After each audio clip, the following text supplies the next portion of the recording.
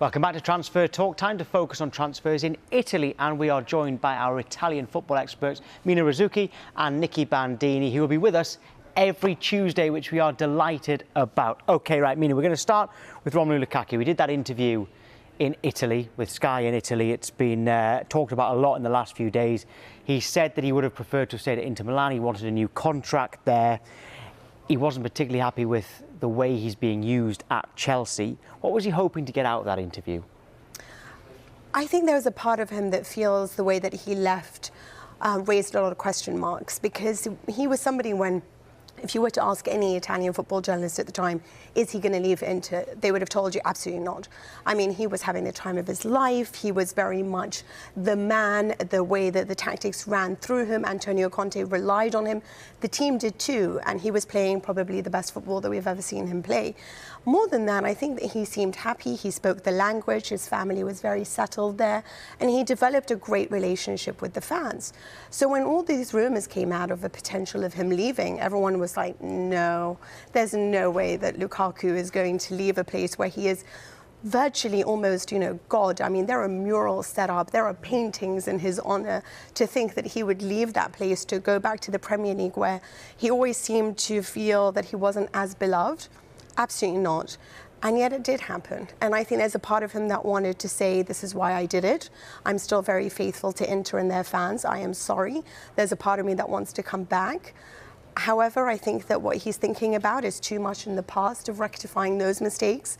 And then, of course, now committing so many more when it comes to the Chelsea fans. Do you agree, Nicky, that maybe he is building bridges with the Inter Milan fans? Because he said they would have liked a new contract, but the contract he was on didn't run out until the summer of 2024. Yeah, I think the contract is a little bit of a red herring, to be honest with you. When you go back and listen to what he said at the time when he left Inter, and also what the club said at the time, there was not someone pushing him out the door. And asking for a contract at that time, I think Lukaku would have had to have known was never a realistic option, because Inter were quite specifically and quite openly trying to cut their wage bill by 15 to 20% that summer. That had been talked about, because the Suning, the ownership group in China, had been basically forced to cut back. The club had lost a lot of money, and a new contract was never something that was realistically available. He knew that the manager wanted him. He knew that the sporting director wanted him.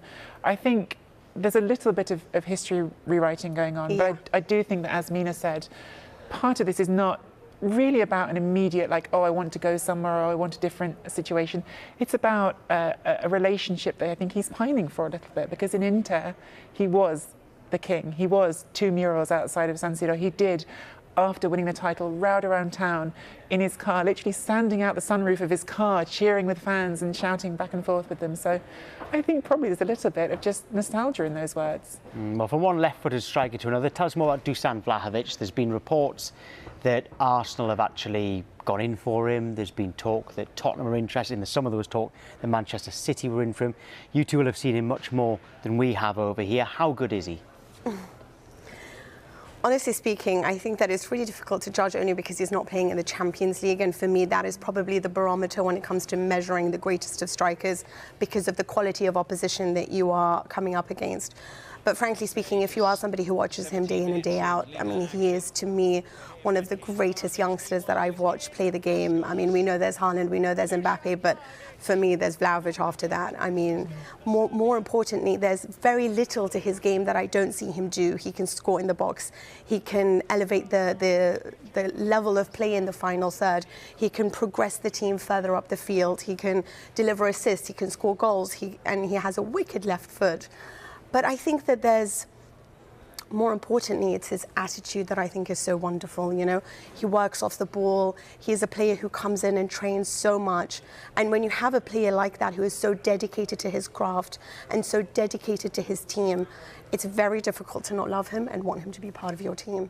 Yeah, he's a classic number 9. That's the obvious thing. He's tall, he's physical, he looks like a number 9, and he plays like one. And I think that you can get into sort of his characteristics and his sort of work ethic, which is something you hear from all of his coaches, all of his managers.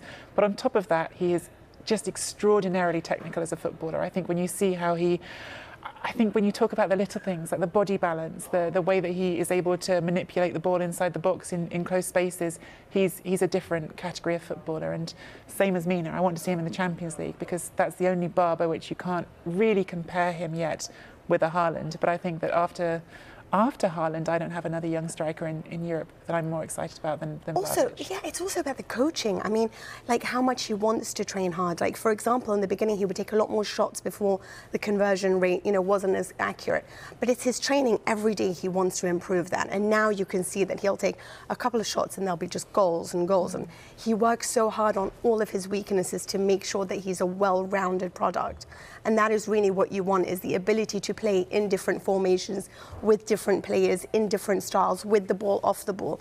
And I think that's what he's got as a weapon. Yeah, sometimes over here we might turn our nose up at players who are prolific in somewhere like the Eredivisie, but that's 16 goals in 19 games in Serie A. We don't turn our nose up at that. Right, what about Digne? He's linked with a move away from the Premier League to Italy. What do you think about that? Sounds like it might be going cool, actually. Just in the last few minutes, we've been hearing some noise that perhaps Inter haven't been able to make that happen. Look, I think Inter, if they could get a France international on a bargain deal, someone who perhaps is not been made to feel wanted by Rafa Benitez at Everton, I think they would jump on that. But I think the impression that I have is that the details of that transfer, the willingness to do a quick piece of loan business is what Inter wanted, might not be there, and I don't think it's going to be something they dwell on if Everton aren't willing to play on their terms. Yeah, I think he's an absolutely brilliant left back as well, Digne. Jose Mourinho looks like he wants to come back to the Premier League not come back to the Premier League, go to the Premier League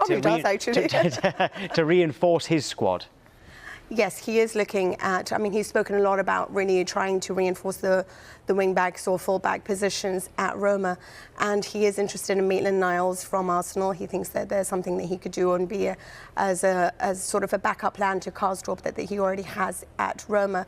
The question is that they don't have obviously that much money, and there are question marks over how much they can feasibly offer to take the player on loan, and then they only want sort of a decision to possibly buy at the end, but they don't want an obligation to have to buy the player at the end. And I think that's where the problems are. They've submitted an offer, that we know that, and if they don't manage to satisfy all their demands, they are happy to walk away and look at other players, but they're not going to put all their chips into this basket. No. Roma spent close to 100 million euros net spend, everyone's favourite phrase, in the summer. They're not looking to spend money right now, so it's a question of, again, and I think that's going to be a really recurring theme for Serie A clubs. What can we do on the cheap? Yeah, okay. It looks like at the moment loans with option to buy rather than obligation is everywhere, isn't it? Because of clubs not having any money. Axel Tuanzebe currently on loan at Aston Villa. That looks like it's going to be cut short. Do you expect him to then immediately go straight to Napoli? It's looking that way. I think it's sort of a necessary piece of business for Napoli. They've got Kostas Manolas on the way out, and they've got Koulibaly there, their captain, their best centre-back, on his way to the Africa Cup of Nations. And so the need to have another defender that can slot in and play right away is quite intense for Napoli right now. They're losing a few players to the Africa Cup of Nations, and so yes, all indications are Luciano Spalletti very keen on that one, and I think that probably will go through quite soon. He does. His defensive intelligence has been something Spalletti's really wanted, but it's a dry loan, so... OK, well, a player I didn't realise was out of contract in the summer is Lorenzo Insigne. There'll be loads of interest in him. Is there any chance of him signing a new contract, or do you expect him to go definitely in the summer, maybe even this month?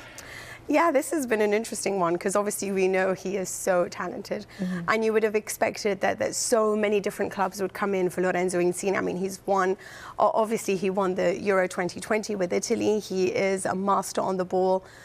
And yet, for some reason, well, not for some reason, Napoli are very clever about the way that they try to make money, and they don't want to offer big contracts to older players. He is over 30. So for them, it's a case of, we'd love to have you on if you're willing to accept a pay cut.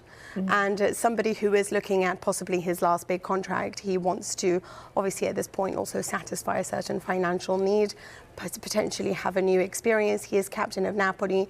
He holds and cherishes those memories. But I think for him now, it is also, he can't accept something that's around 3 million. He's on 5 million, and I don't think that he loves the deal that he's being offered. And he thinks, considering what he's brought as a player and as a leader to Napoli, he deserves more than that. So Toronto have been in touch, and there has been lots of talk about him moving there in the summer, which I find rather astonishing, really, because you think Lorenzo Insigne, you'll think he'll go to La Liga or he'll go to the Premier League, but... I'm really surprised because I know, Mina, that you have opinions on Lorenzo Insigne's mentality and perhaps not always having the big mentality for the big situation. So I thought you might see this as something that's fully in character of someone who doesn't have the big mentality. I'm trying really hard. I think it's a life choice for sure. It's a huge amount of money he's being offered. The numbers being mooted, we haven't got an official number, but it's in the region of somewhere between $12 and $14 million maybe a year, which is a lot of money. And do we know if that's gross or net? Well, I mean, we could get into that, but it's a lot of money he's being offered, certainly more than he can make in Naples. And I think there's something attractive in that idea of going and getting to live a life experience somewhere else that I think we sometimes forget. Footballers are also people, and Insigne, who grew up in Naples, who's lived in one place his whole life and sort of experienced that so intensely, might want to have that chance while it's there. Having said that, as an Italian, coming up to, I mean, the playoff would have happened before the summer if he goes by then, but coming up to a World Cup where we hope to be, the idea of someone who is an Italy starter taking that move before, it seems astonishing, certainly. It might even immediately rule him out of the manager's thinking. Alvaro Morata, hearing so many different things about him. He is currently still on loan at Juventus. Is that likely to change? To be honest with you, I mean, Massimiliano Allegri sort of lost the plot a little bit yesterday when they are talking about the fact of cutting the loan short and so that he could move to Barcelona. Obviously, I think there's question marks with Morata because he doesn't think that Juventus will take up the option of actually signing him. They would need to pay 35 million in summer to actually take him outright, which is a lot of money right now, and we know that they're having problems. And for them, though, they've already paid 10 million to have Morata for the season on loan, and they don't have any other options. So unless they find a suitable option to come in, which, let's be honest, doesn't exist right now, considering they have absolutely no money to spend. So what is the viable option where they can take a great player on loan? Very little. So for them, they don't want to lose Morata right now. I can understand that he would love to have been the player that plays for Barcelona, Atletico Madrid and Real Madrid. I mean, to do the trifecta in La Liga.